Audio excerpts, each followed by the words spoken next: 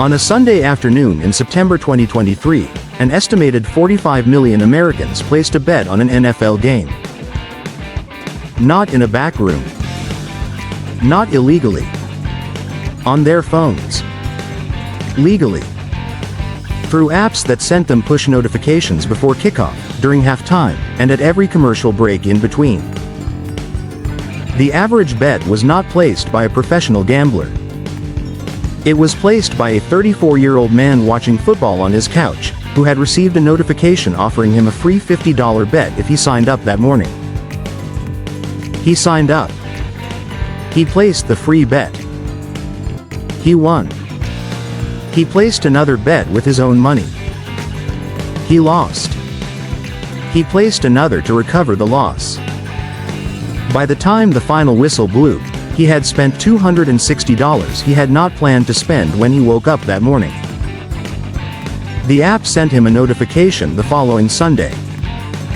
It knew he would be watching again. That is not an accident. That is a system. And that system is now one of the fastest growing industries on the planet.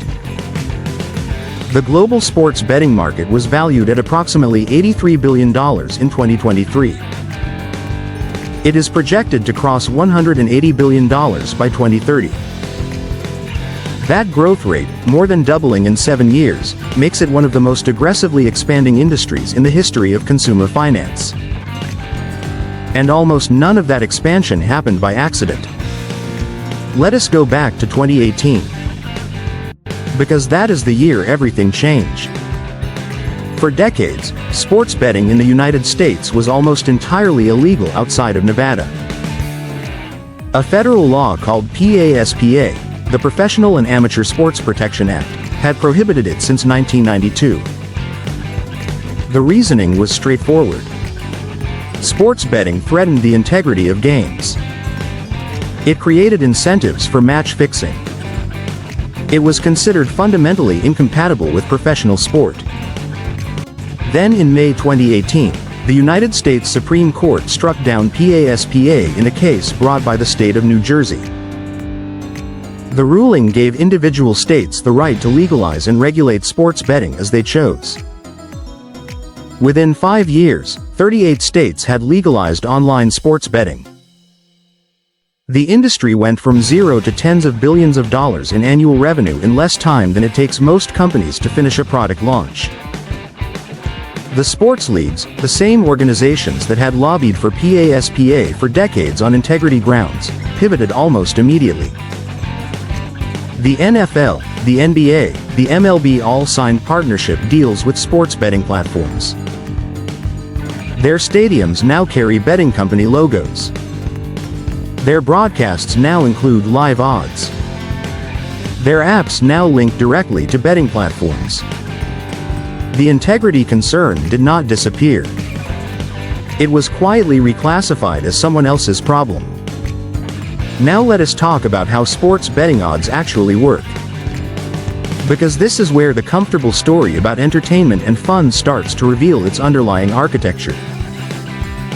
When you place a bet on a sporting event, you are not betting against the outcome at true probability.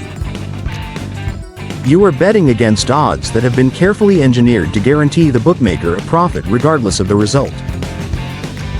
This built-in margin is called the vig or vigorish, also known as the juice.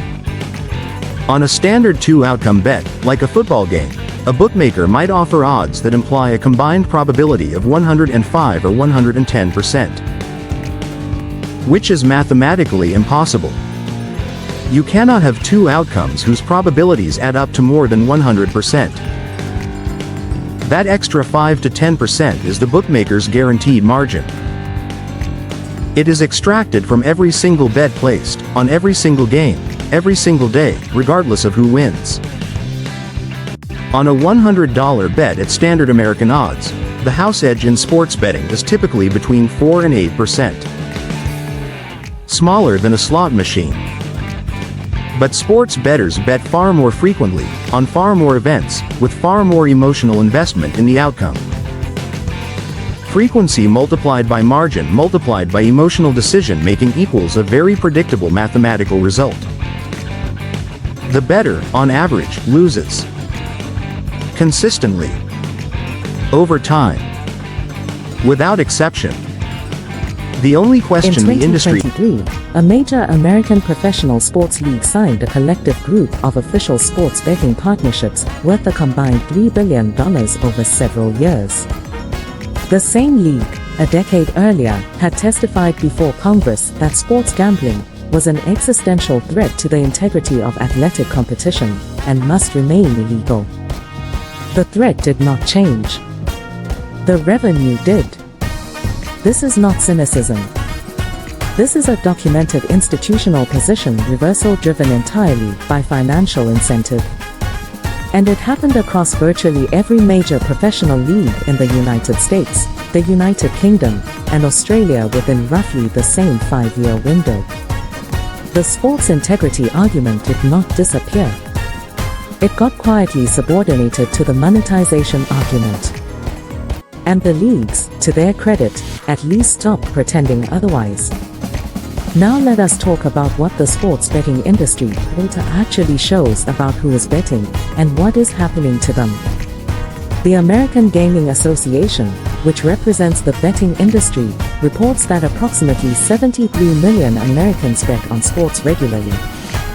Of those, research from multiple public health institutions suggests that between 6 and 10% show signs of problem gambling behavior. That is between 4 and 7 million people. 4 to 7 million Americans showing signs of gambling disorder specifically from sports betting. In an industry that has existed in its current legal form for less than 7 years. The global problem gambling figures are harder to pin down because regulatory frameworks vary so dramatically. In the United Kingdom, where online betting has been legal and heavily marketed for over 2 decades, the National Health Service has established dedicated gambling addiction clinics. Referrals have increased over 200% since 2018. In Australia, which has one of the highest per capita sports wagering rates in the world, government studies estimate that problem gamblers lose an average of $21,000 per year. The industry generates approximately $7 billion annually in that single country. The behavioral mechanism driving these numbers is in-play betting combined with push notification marketing. Licensed betting platforms collect extraordinary amounts of behavioral data on their users. They know when you last bet. They know how much you lost.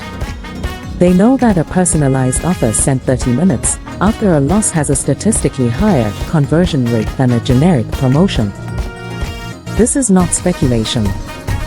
This is documented in regulatory filings from the United Kingdom's Gambling Commission and in academic research published in peer-reviewed public health journals. The platform is not passive. It is actively optimizing for engagement using the same data science tools that social media companies use to maximize time on screen. The difference is that the engagement being optimized ends with a financial transaction. Match fixing and sports corruption represent a separate and growing concern. Interpol and various national law enforcement agencies have documented a significant increase in suspicious betting patterns flagged by monitoring systems over the past decade. The expansion of legal sports betting markets has not eliminated illegal markets. It has, in some cases, expanded the overall ecosystem within which manipulation can occur. The global betting regulation landscape remains deeply fragmented. Europe has relatively developed frameworks.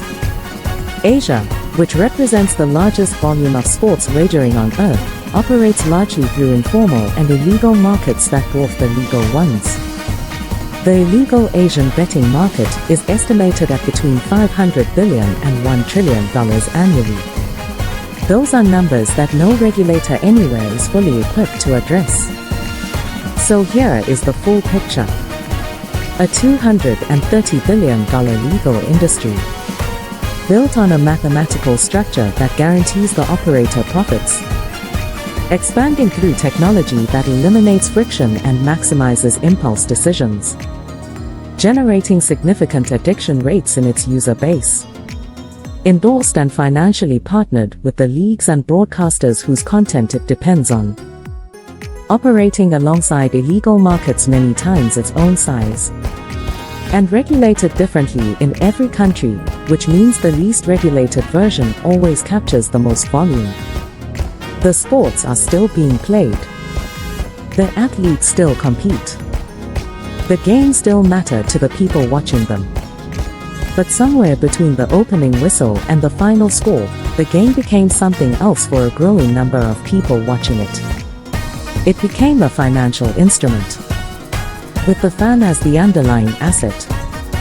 And the question that nobody in the league offices, the broadcast towers or the betting company headquarters is asking loudly enough is this: when the experience of watching sport becomes inseparable from the experience of wagering on it, what happens to sport itself?